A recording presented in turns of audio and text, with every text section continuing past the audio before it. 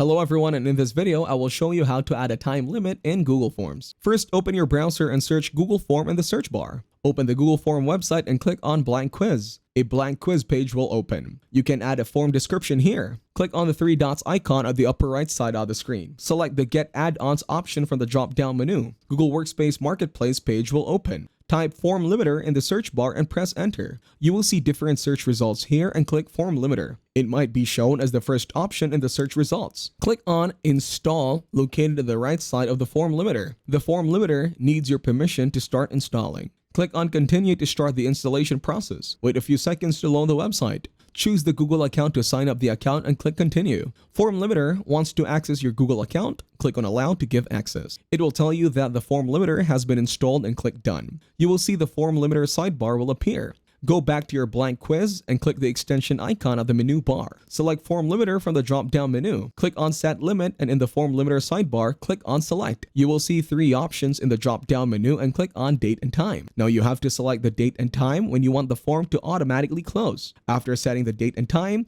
you have to click save and enable. Thank you everyone for watching this video. Hope you got some value. Make sure to like the video and subscribe to the channel to get notified of new videos.